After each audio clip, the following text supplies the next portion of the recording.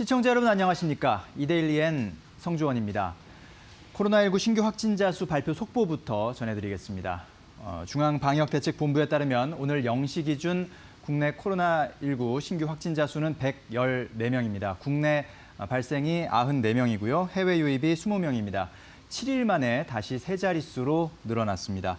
이로써 누적 확진자 수는 24,353명입니다. 다음 소식입니다. 이동통신 가입자 몫으로 쌓인 마일리지가 대부분 쓰이지 못하고 소멸하는 것으로 나타났습니다. 국회 과학기술정보방송통신위원회 소속 윤영찬 의원이 과학기술정보통신부로부터 제출받은 자료에 따르면 2016년부터 올해 8월까지 이동통신 3사의 현금성 마일리지 838억 원어치가 소멸했습니다. 같은 기간 이동통신 3사 가입자가 쓴 마일리지는 251억 6천만 원어치로 소멸된 금액의 3분의 1에도 못 미쳤습니다. 윤 의원은 소멸하는 마일리지가 800억 원이 넘는 것은 가계경제의 손실이라며 이통 3사는 통신 마일리지에 대한 적극적인 홍보로 마일리지 사용을 권장해 통신 소비자의 주권을 강화해야 한다고 말했습니다. 내년 반도체 업계에서는 극자외선 공정 등 기술 발전에 힘입어 반도체 성능이 향상될 것이라는 전망이 나왔습니다. 업계에 따르면 대만 시장정보업체 트렌드포스는 내년도 기술 산업 트렌드 10대 전망 중 하나로 반도체 D램 극자외선 공정 도입과 낸드 플래시 적층 기술 발전을 꼽았습니다. 트렌드포스는 3대 D램 제조사인 삼성전자, SK하이닉스, 마이크론은 10나노급 미세공정 기술뿐 아니라 내년부터는 삼성을 필두로 극자외선 시대에 공식 진입할 것이라고 예상했습니다. 한편 내년에는 삼성 디스플레이가 추진하는 QD-OLED나 미니 발광 다이오드 등 차세대 디스플레이 개발로 최고급 TV 시장에서의 경쟁이 더욱 치열해질 것이라는 분석도 나왔습니다. 금융감독원이 라임 자산운용 사태와 관련해 판매사인 증권사 CEO들에게 중징계를 통보했습니다. 금융당국과 금융투자업계에 따르면 금감원은 어제 오후 늦게 신한금융투자와 KB증권, 대신증권 등 판매증권사 3곳에 라임 사태와 관련해 징계안을 사전 통보했습니다.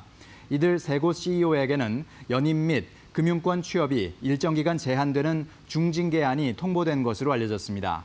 임원 징계와 별개로 기관에도 별도의 징계 수위가 통보됐습니다. 라임 판매사들의 징계 수위는 오는 29일 열리는 제재심의위원회에서 결정됩니다. 증권업계는 CEO까지 징계할 법적 근거가 명확하지 않다며 반발하고 있습니다. 한국자산관리공사 캠코가 두산그룹 대표 건물인 두산타워를 사들이는 펀드에 유동성 공급자로 참여하기로 했습니다. 금융권에 따르면 캠코는 지난달 이사회에서 두산타워 매입 펀드에 함께하기로 결정했습니다. 캠코는 전체 거래 가격 8천억 원 중 일부인 1,500억 원 정도를 공급할 것으로 알려졌습니다. 이로써 코로나19 사태로 어려움에 처한 기업이 자산을 매각할 때 적정 가격으로 팔 수 있도록 돕는 자산 매각 프로그램이 처음으로 가동되게 됐습니다. 한국은행이 발행과 환수를 맡고 유통은 민간이 담당하는 실제 현금 유통 방식으로 중앙은행 디지털 화폐 파일럿 체계가 가동됩니다. 한국은행은 앞서 지난 7월까지 디지털 화폐 기반 업무를 마치고 이를 바탕으로 2단계 사업인 업무 프로세스 분석과 외부 컨설팅을 추진하고 있습니다. 한은 관계자는 디지털 화폐 시험 체계는 사실상 현금이 유통되는 과정과 같다고 볼 수 있다고 설명했습니다. 한은은 내년 한 해 동안 파일럿 시스템을 구축하고 시험할 계획입니다. 우리나라의 외환 보유액이 지난 한 달간 약 16억 달러 늘었습니다. 6개월째 증가세를 이어갔습니다. 한국은행은 지난 9월 말 기준 외환 보유액이 4,205억 5천만 달러로 한 달 전보다 15억 9천만 달러 증가했다고 밝혔습니다.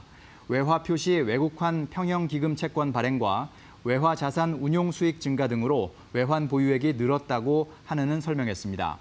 우리나라의 외환 보유액 규모는 세계 9위 수준입니다. 지금까지 이데일리엔 성주원이었습니다. 이어서 간추린 소식 전해드립니다.